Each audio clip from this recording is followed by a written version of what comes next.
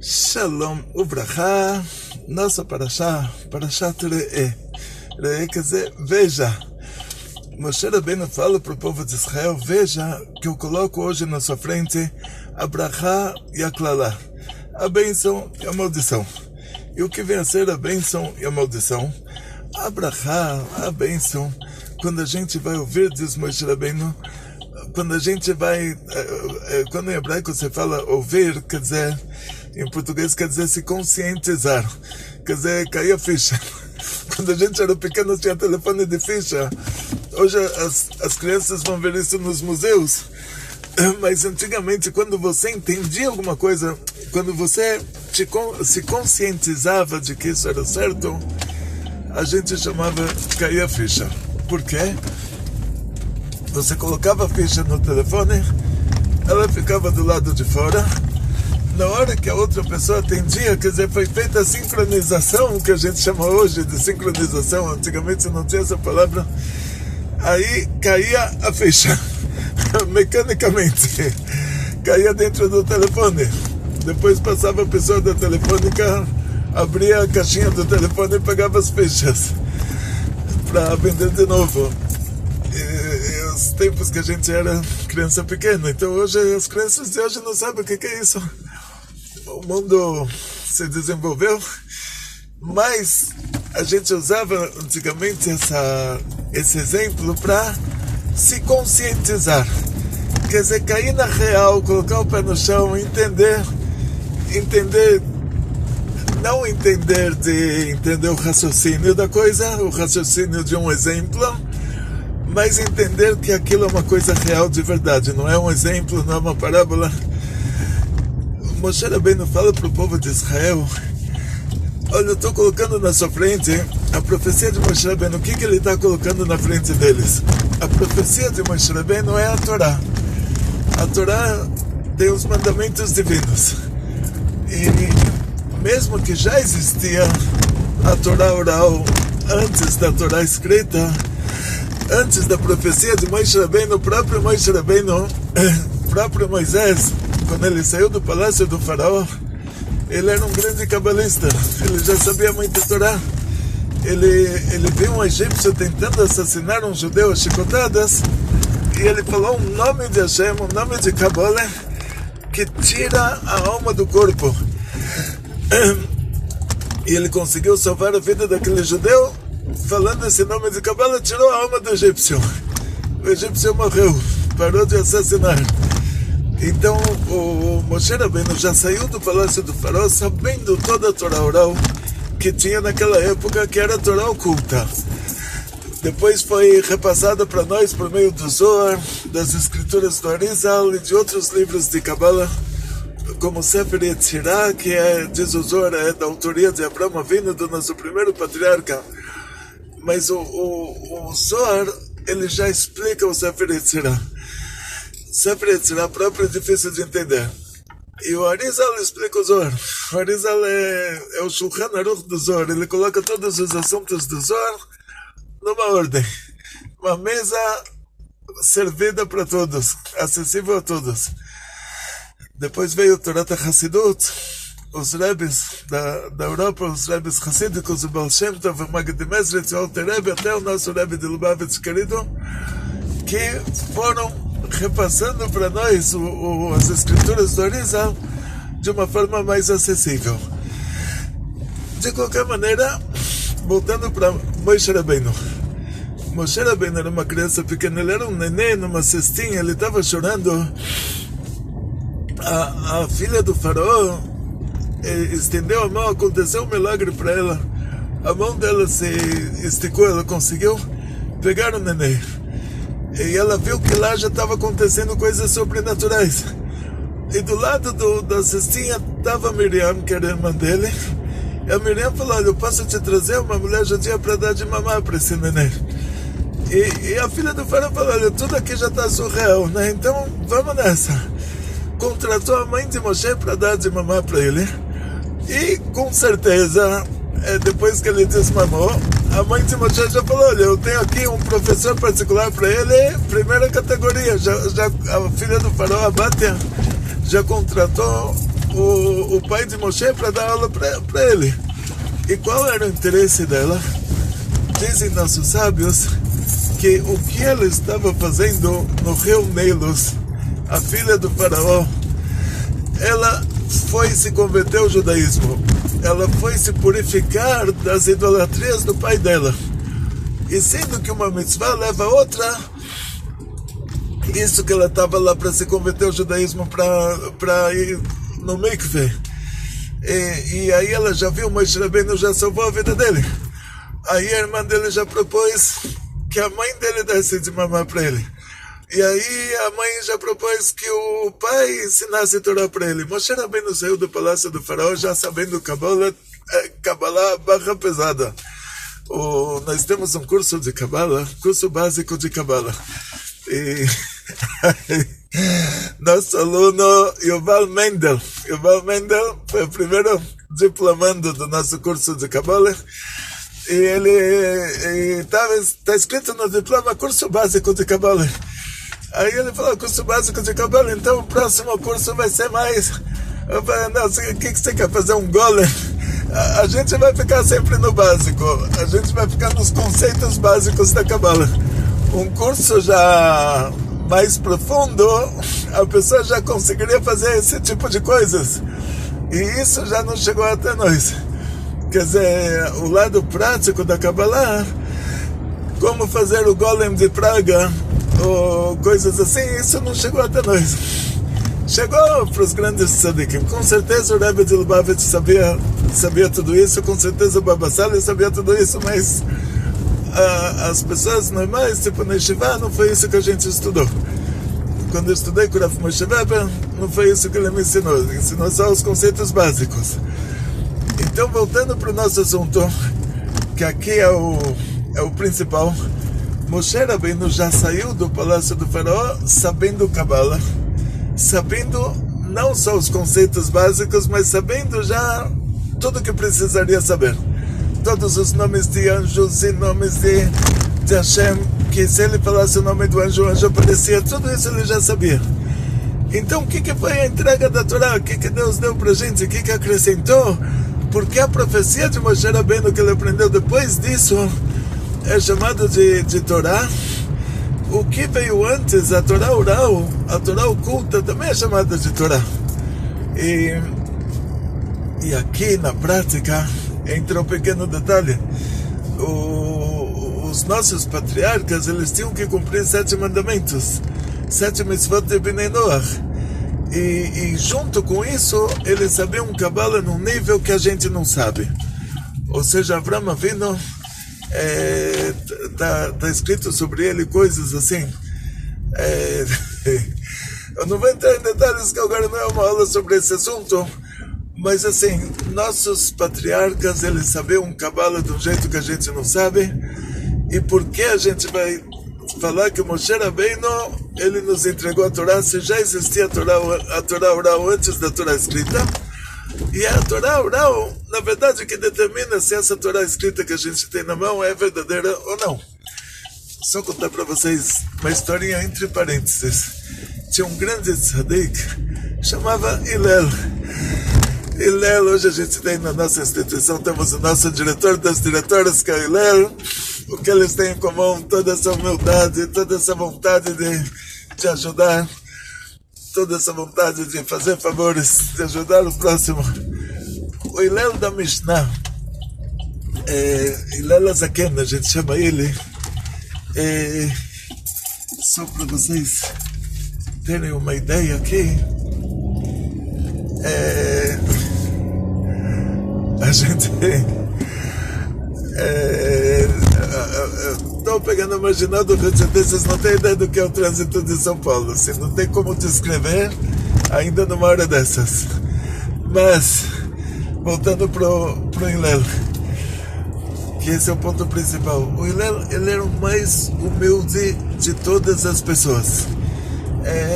Então, tinha alguém que queria se converter, foi para o Shammai e falou para o Shammai: eu quero me converter ao judaísmo, mas com uma condição: eu acredito na Torá escrita, não acredito na Torá oral, quero que você me converte ao judaísmo, só me ensina a Torá escrita. o Shammai, ele era o presidente do tribunal rabínico da época. Ele ficou muito bravo. Como que cara de pau, que arrogância dessa pessoa. Ele não viu isso como... Não viu nada a não ser o que aparenta. Então, não viu nenhuma intenção mais profunda. Ele só analisou de acordo com a pergunta. E o Shammai, ele era um engenheiro, um construtor. Ele tinha uma construtora. Então ele tinha um metro que ele media as pedras. Lá era pedra sobre pedra, não tinha cimento armado. Se não tinha medida certinha, tudo desabava. E tem 3 histórias com Gerim. Uma que ele empurrou a pessoa para fora com um metro.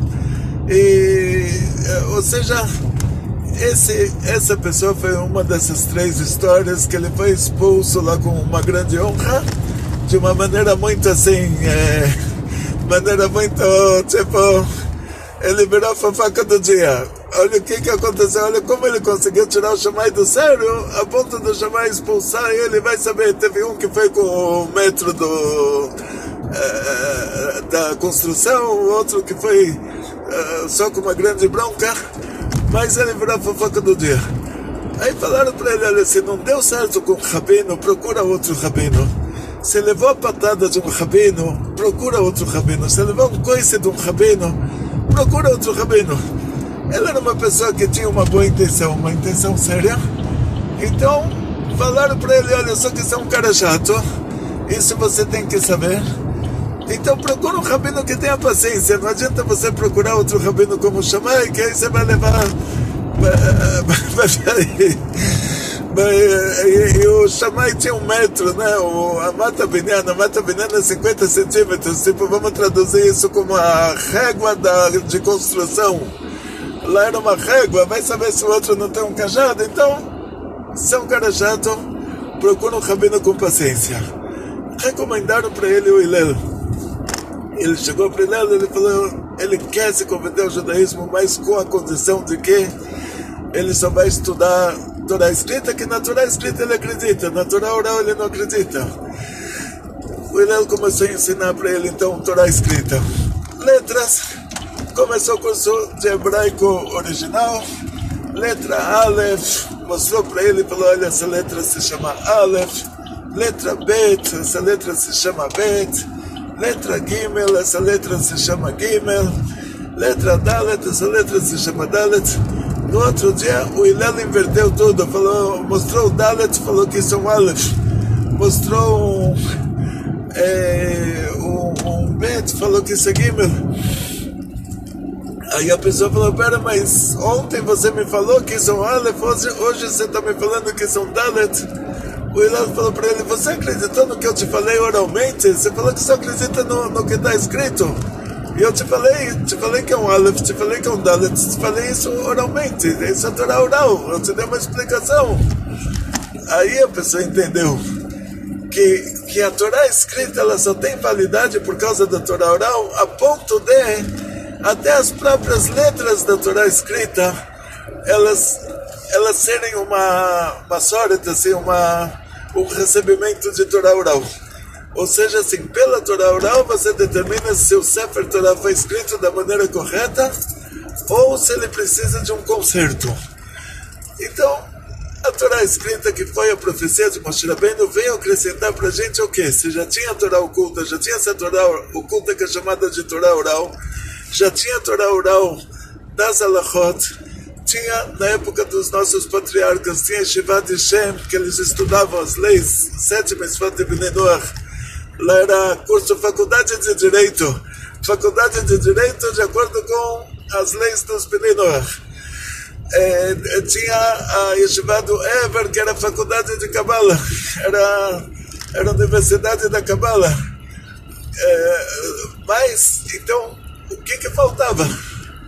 Hashem deu pra gente a Torá, Hashem pegou aquela Torá que ela é a raiz dela na Sefirot, é a Tiferet, que a Tiferet ela tem a Chesed da Gvura, então os mandamentos faça que eles são sincronizados com a Chesed lá em cima, que os mandamentos não faça que são sincronizados com a Gvura aqui embaixo, lá em cima, Hashem trouxe aqui embaixo essa Tiferet, que é a Torá, que é a árvore da vida.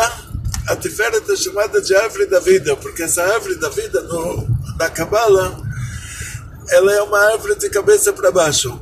As raízes dela são os Mohim, Chokhmah Binah Adat, são os intelectos, as Sefirot relacionadas a intelectos. O tronco dela é a Tiferet, que é o principal dela, e os galhos já são a Chesed, a Gvurah, a Netz, a Hod. Então, o que é chamado de árvore da vida pela Kabbalah é essa Sefirah chamada de Tiferet, com todas as ramificações dela, incluindo as raízes, mas é uma árvore de cabeça para baixo. Ela repassa os frutos para a gente, ela repassa os frutos de cima para baixo. Tipo, você levanta a mão, você pega a fruta. Ou seja, ela repassa para a gente as frutas, o Malchut, que ele simboliza a fruta da árvore, que ele repassa para a gente toda essa fartura de cima. Então, o que é a entrega da Torá? Que Hashem deu para nós a árvore da vida, que é a Tiferet, que os mandamentos faça são a Chesed, os mandamentos não faça são a Gvurah. Por isso, quando a pessoa faz um mandamento faça, não é que Deus vai dar um presente para ele, não é como eu comprei um presentinho para minha filha, ela fez a lição de casa bonitinho, eu dei o presentinho para ela. Não, a própria lição de casa ela já é o presente. Imagina, só que você estava vendo ela pela embalagem. Primeiro, vamos dizer assim, imagina uma lição de casa desse estilo. Você traz para sua criança uma caixa que do lado de fora, para ela abrir a caixa, ela tem um cadeado de números. E esses números, tipo, ela tem um código, que no código está escrito lá 2 vezes 5. Aí ela coloca 10, ela já abriu uma chave do código. Depois, 2 vezes 10, ela coloca 20, até ela decifrar tudo que está escrito lá. Ela fez a lição de casa de matemática e ela conseguiu abrir a caixa e dentro da caixa tinha um presente. Imagina isso como exemplo. Então, a Torá é isso. Você cumpriu o mandamento, faça, ele próprio já é o seu prêmio. Você cumpriu ele por fora, você abriu a caixa dele, ele próprio já está sincronizado com a Chesed lá em cima, que é a fonte de todos os prazeres aqui embaixo. Como eu contei para vocês, se Deus conseguiu colocar o maior prazer na coisa mais nada a ver, que é o noivo e a noiva, vamos dizer, eles vão para o casamento, tem o prazer de receber toda a família, tem o prazer de dançar com todo mundo, a noiva com as mulheres, o noivo com os homens, tem o prazer de o noivo dançar com a noiva, tem o prazer de comer toda aquela comida do casamento, tem o prazer de tomar um lechaim. E qual é o maior prazer deles? Eles vão depois para a lua de mel, vamos dizer assim, e o noivo e a noiva, eles se tornam uma carne só. Eles têm uma relação entre eles, esse é o maior prazer. E esse maior prazer, onde a gente colocou? No lugar que não tem nada a ver, no mesmo lugar que eles usam para fazer necessidades básicas no banheiro. Desculpa o termo, quer dizer, no toalete. Vamos falar uma coisa mais bonita, francês assim, toalete. Uma palavra mais bonita. Vamos dizer assim, quando a noiva vai para o toalete, o que vai sair dela no toalete vai sair daquele lugar. Quando o noivo vai para o toalete, o que vai sair dele vai sair daquele lugar. E aquele lugar, quando eles se unem, se torna uma fonte de prazer maior do que a comida que eles comeram no casamento, do que a música que eles ouviram da orquestra no casamento, do que as danças que eles dançaram com a família. E por que Deus fez dessa maneira?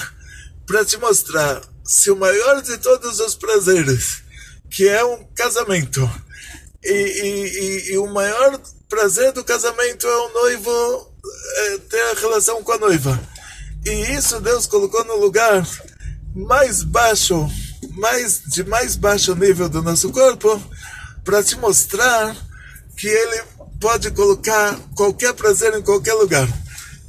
Então, quanto mais a gente se eleva lá em cima, esse prazer da união já é uma união da Sefirot lá em cima, já uma união Kutsh Abrihu Shchinte. Lá em cima sempre tem esse assunto do Ihud, da união. Então a fonte dos prazeres é a Chesed. Antes da Chesed é a Bina, tem lá todo um DNA dos prazeres, mas vamos dizer assim, o que é você come nesse mundo? Você come um quindim, você come um docinho. Da onde esse docinho tem a doçura dele? Da Chesed lá em cima. Tá bom.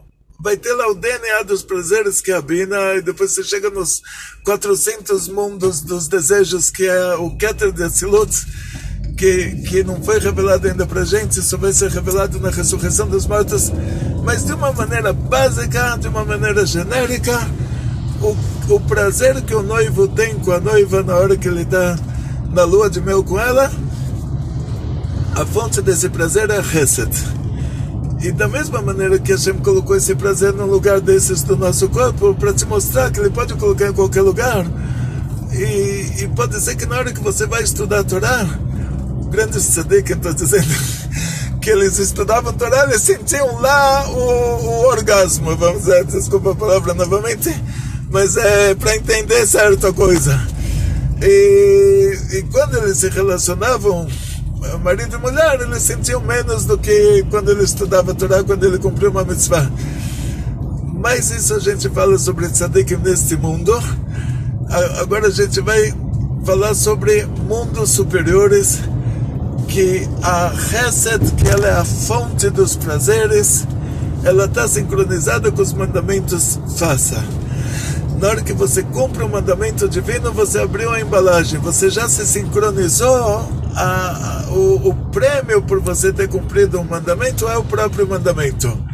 O lado superficial dele é a embalagem. Na hora que você abre essa embalagem, quer dizer, você cumpriu esse mandamento no mundo da ação, que é o nosso mundo, Olam Hasiah, você já se sincronizou, você já recebeu a recompensa por ele. Mas onde você vai ver isso?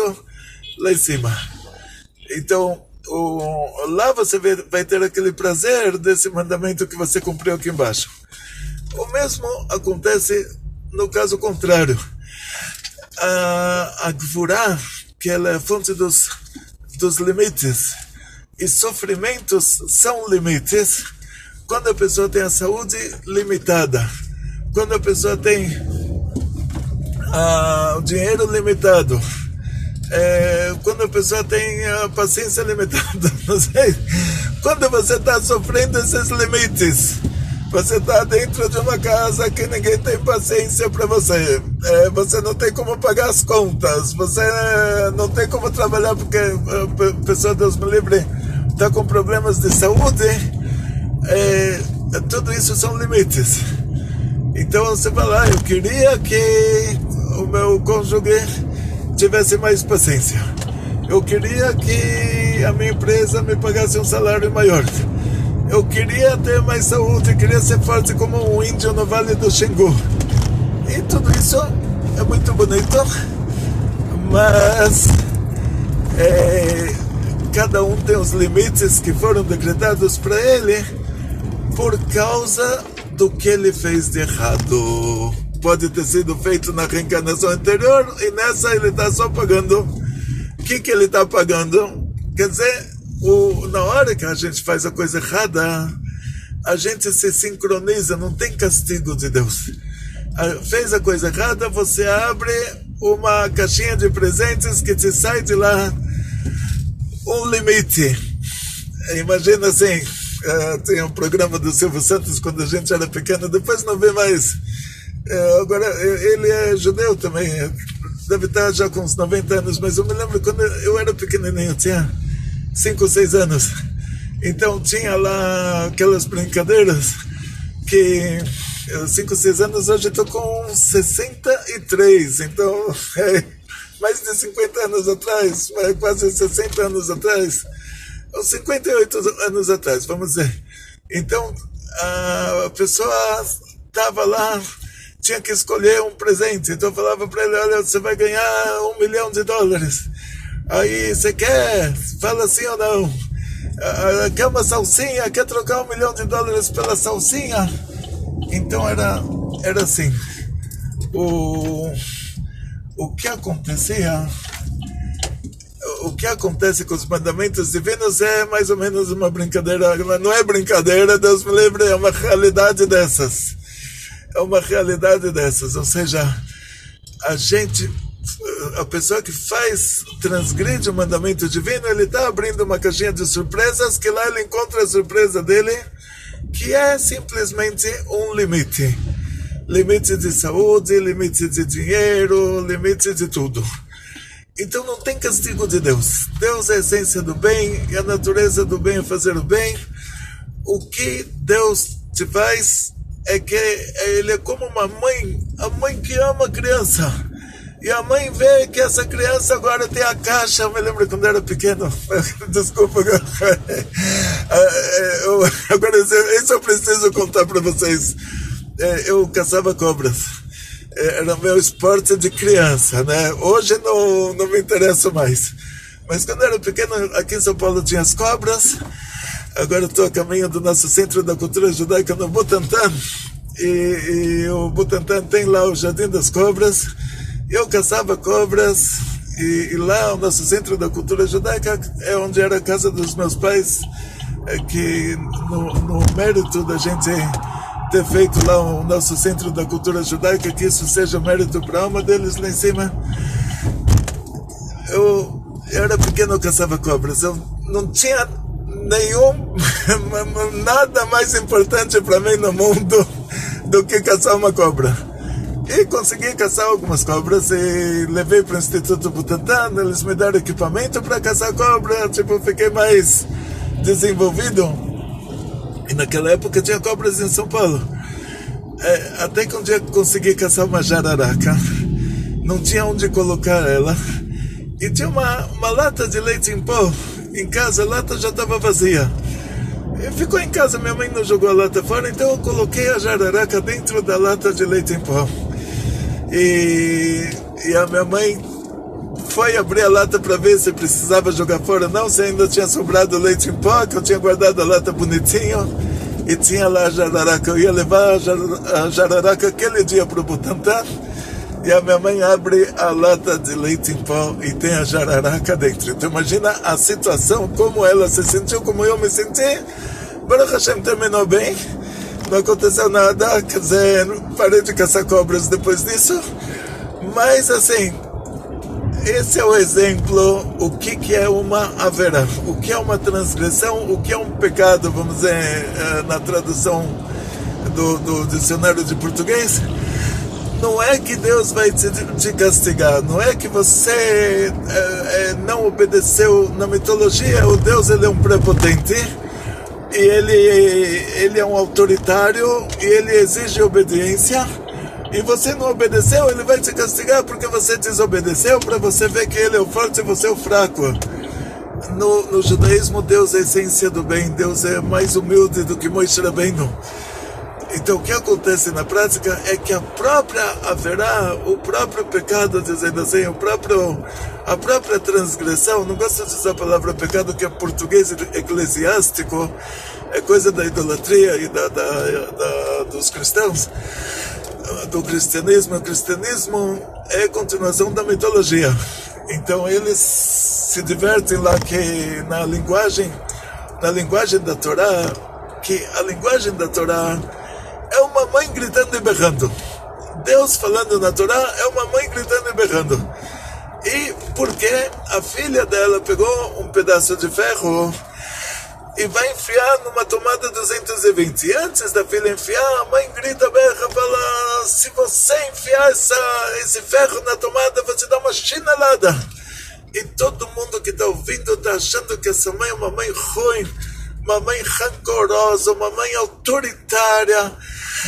E na verdade ela é uma mãe humilde, uma mãe que ama a filha, e por causa que ela ama a filha, ela está gritando. Se ela não amasse, ela ia deixar a filha morrer, não ia gritar. Então você imagina, quer dizer, que todos os gritos e berros da Torá, do Pentateuco, que Deus está ameaçando, e se você fizer essa transgressão, você vai saber que castigo você vai levar. Mas na verdade, é a mãe gritando para a filha não morrer.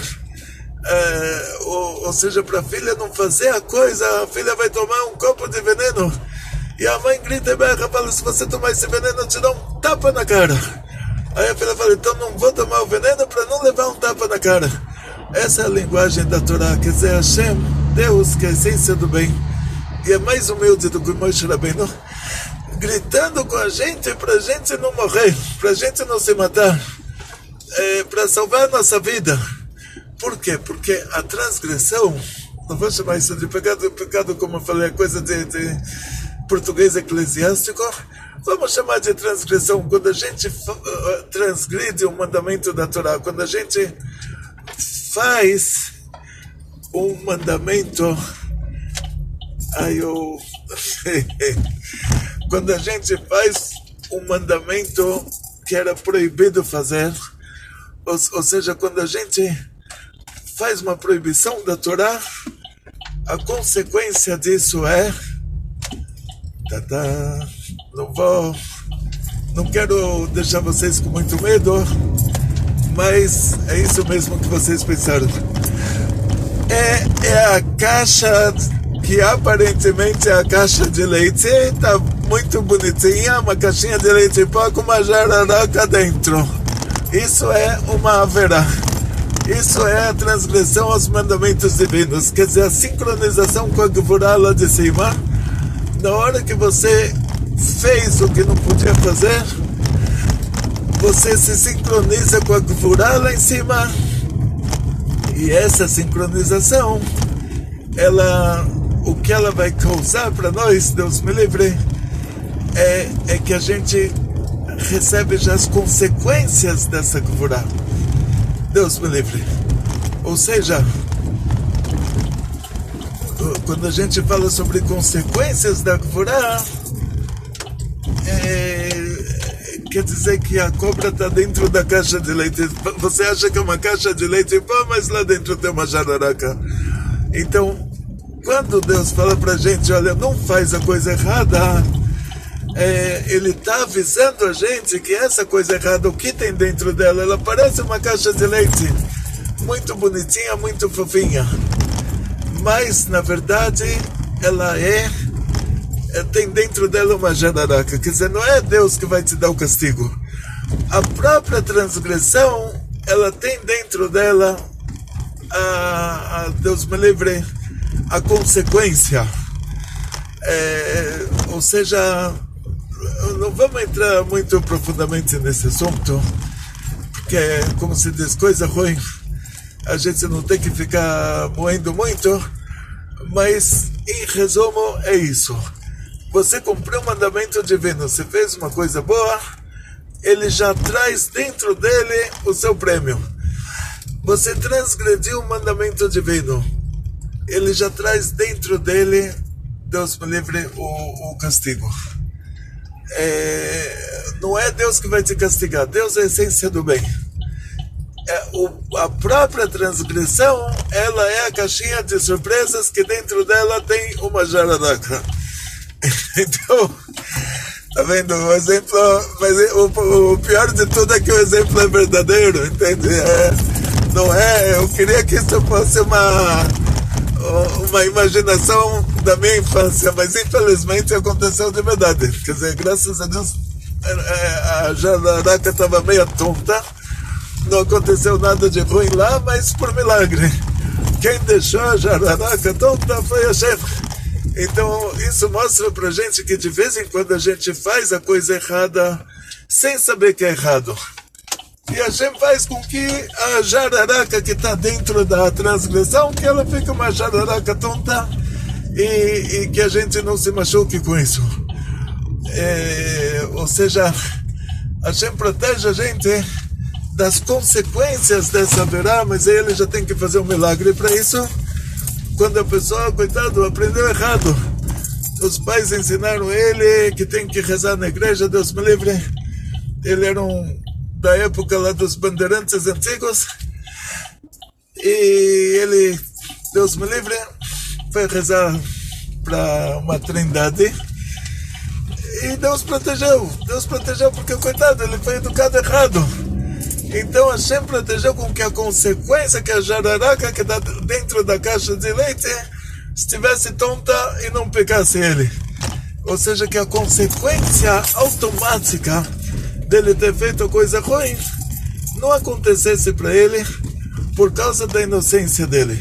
Mas aí já precisa de um milagre. Ou seja, o milagre acontece porque Hashem vê que essa pessoa merece esse milagre. Coitado. Agora, para a pessoa que está consciente do que está fazendo, aí já é problema. Aí já é problema e não é problema pequeno. Aí já é problema grande. Então, como dissemos, o nosso assunto aqui são as coisas boas. Então, resumo. Você cumpre o mandamento divino. Mesmo que você não está consciente do que você está fazendo, você vai receber o benefício dele, o prazer que está contido dentro dele, que está guardado para você no próximo mundo, porque aqui você não tem como usufruir disso. Vamos imaginar assim, agora está tendo Olimpíadas em Tóquio, o Jornal de Israel não importa para eles mais. O Irã já desapareceu do noticiário, já está pouca coisa lá do Irã. Agora no lugar do Irã tem Olimpíadas de Tóquio. Então você imagina que a pessoa está correndo, ele está se esforçando, coitado, está sofrendo. Mas ele superando todo, ele sofrendo um pouquinho, depois ele ganha uma medalha de ouro, ele fica muito famoso. Então, isso são os mandamentos divinos. Quer dizer, é difícil de fazer? É difícil. Você tem que se esforçar, mas quanto maior o esforço, maior a medalha, maior a recompensa que você ganha por ter se esforçado. Então, a gente cumprindo os mandamentos divinos, eles próprios já vêm com a recompensa dentro deles. E Deus me livre a pessoa que faz o contrário, que ele faz a transgressão.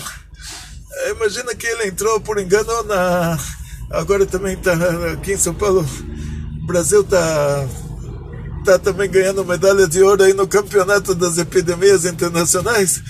Imagina a pessoa por engano foi visitar o hospital, foi visitar alguém que deu a luz, foi visitar a maternidade, por engano entrou no andar da coronga, sem máscara, sem nada, e ele entra, todo mundo espirrando na cara dele. Eu falo, agora está morto, agora vai pegar a coronga, vai saber se vai ter aí respirador para ele, e vai saber. Aí a Hashem faz um milagre, ele não pega. Por que Hashem fez um milagre? Porque o cuidado, ele não fez isso de propósito. Então, esse é o exemplo da transgressão, que cada transgressão ela já traz a jararaca dela dentro dela, prontinha para se pegar. Mas às vezes a gente faz sem querer, Hashem faz um milagre e nos protege, mas não quer dizer que a coisa é permitida. Então, deu um exemplo. Alguém me perguntou, inclusive, os comentários, vocês me desculpem, por favor, façam comentários. Por meio dos seus comentários, o YouTube, ele compartilha a nossa aula para pessoas que digitam judaísmo no search. Então, uma pessoa me fez um comentário, falou, olha, alguém estava dando dízimo para a igreja. E então, ele ouviu na minha aula que isso não é considerado pelo judaísmo, não é considerado tzedakah. Por quê? Porque ele está patrocinando a idolatria. O Rambam diz que cristianismo é idolatria. Cristianismo, eles definiram que Deus é uma trindade. Não importa se tem estátua, não tem, não importa se é evangélico, se é protestante e católico, todas as ramificações, em todas as ramificações, Deus é uma trindade. Então, cristianismo, de maneira genérica, qualquer tipo de cristianismo é idolatria, por causa da base da fé deles. Então a pessoa que dá o dízimo para a igreja, ele está incentivando a idolatria. Então isso não é considerado tzedakah. Aí eu vou parar por aqui, né? Você já entende o resto, né? Patrocinar a idolatria, primeiro de tudo, não é considerado tzedakah. Depois, não vou entrar em mais detalhes, que aqui não é uma aula nós somos uma instituição educacional, não temos diálogos interreligiosos, somos uma instituição judaica para a comunidade judaica e pessoas que gostam do judaísmo, que têm simpatia pelo judaísmo, mas o nosso foco é comunidade judaica, somos uma instituição judaica e agradecemos a todos os simpatizantes do judaísmo que o Brasil tem raízes judaicas. O Brasil, disse uma vez o ministro da Saúde que 30% dos brasileiros têm origem judaica. Então todos esses simpatizantes do judaísmo, com certeza eles têm a ver com essas raízes judaicas, mas o nosso canal é comunidade judaica e simpatizantes do judaísmo. Então a gente não tem diálogos interreligiosos, o nosso assunto aqui não é... Então vou parar por aqui. Quer dizer, dízimo para a igreja não vai ser da cara. Motivar a idolatria, tá bom. Vocês podem entrar aí, tem outras pessoas que explicam a gravidade disso, mas não vamos entrar nisso porque isso não é. Mas a pessoa falou, não, mas ele deu esse dízimo para a igreja sem querer, ele não sabia. Então eu falei para ele, tem um exemplo de um nazista e um canibal, que os dois chegaram lá no tribunal divino. Aí o tribunal divino faz um julgamento, fala para o nazista, você assassinou, você vai agora passar uma grande temporada no Gehenom. O Gehenom é a retificação das almas, uma hora lá, é 70 anos dos maiores sofrimentos aqui, exatamente o contrário do paraíso, que uma hora no paraíso é como 70 anos dos maiores prazeres, e o Gehenom é limitado para 12 meses, porque Deus é a essência do bem. O que é bom é eterno, o que é ruim tem limite. Então eu falo lá para o nazista, olha, você assassinou, você vai agora passar no Gehenom. E o canibal, ele assassinou, matou e comeu a pessoa. E falam para ele, tá bom, coitado, ele foi educado dessa maneira. Não tem como dar um castigo para ele. Os pais dele ensinaram que ele tem que matar uma pessoa e comer. Aí o que acontece aqui, que realmente o alemão pode falar, olha, eu só assassinei, eu não comi o cadáver, o nazista lá, a gente fala alemão porque na época da Segunda Guerra Mundial todos os alemães estavam a favor do Holocausto. Uma minoria que insignificante não estava a favor, mas a maioria estava. Então a gente já usa esse termo assim no genérico, né? Mas vamos falar o nazista. Eu conto para vocês, o nazista, ele vai falar, olha, eu matei a pessoa, mas não comi, e esse aí matou e comeu. Aí vão falar para ele, você assassinou, você estava na universidade, os alemães eram um povo muito desenvolvido, muito culto, muito educado. Então você lá na universidade, você aprendeu que era proibido assassinar. Depois você foi e assassinou mulheres grávidas e crianças pequenas. E entre outros. E pessoas idosas e entre outros. E chegamos no nosso Centro da Cultura Judaica, Butantã. Então, aí, continuação. Aí eles falam para ele, mas o canibal, mesmo que ele fez pior, ele matou e comeu o cadáver, mas ele não recebeu a educação que você recebeu. Ele não estava consciente de que isso era uma coisa ruim. Aí o canibal vai falar, então me deixa ir para o paraíso. Eu vou falar para ele, olha, isso já também não recebeu um castigo pelo que você fez de errado. Aí tá bom, não vai receber o castigo pelo que você fez de errado. Mas ganhar um paraíso por causa disso, por causa que você não vai ter um castigo, então isso dá direito ao paraíso, isso não dá direito ao paraíso. Para ter direito ao paraíso, você precisa fazer alguma coisa boa. Então aqui é a nossa situação. O que é a coisa boa quando você não faz um mandamento, não faça.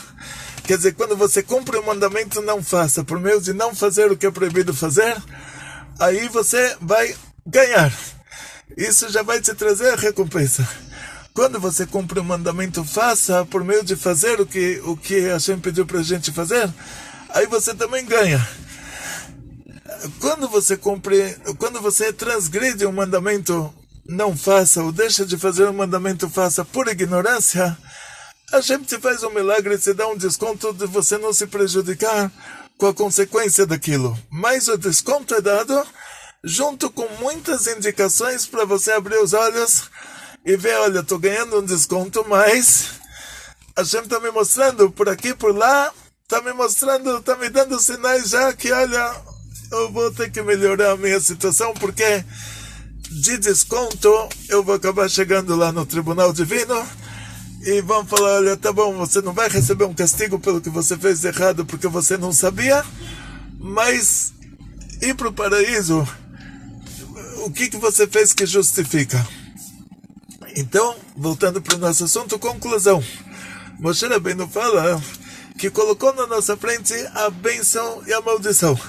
A bênção quando a gente ouvir, ou seja, quando a gente se conscientizar dos mandamentos divinos, cumprir eles como precisa.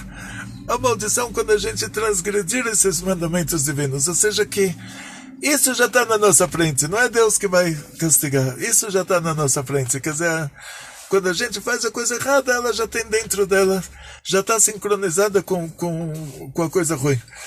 Então, Moshe Rabbeinu fala, olha, você tem o livre-arbítrio, você tem que escolher fazer o bem. Então, porque a gente precisa disso? Porque quando a gente escolhe fazer o bem, aí isso dá direito para nós um paraíso. Então, desejo a todos vocês muito sucesso, muita saúde, muito dinheiro, muitas felicidades, atzlachá, briut, panasá, besheva, muito shalom bait, muita alegria.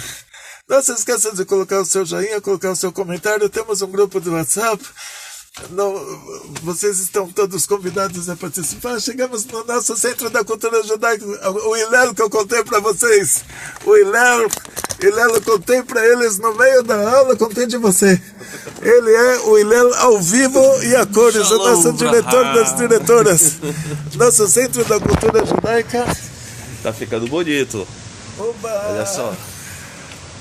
E todo mundo assiste, todo Olha, mundo tá vendo, gente? Muito obrigado. Atzlachá, briut, panasá, besheva e muita alegria. Bekol tov.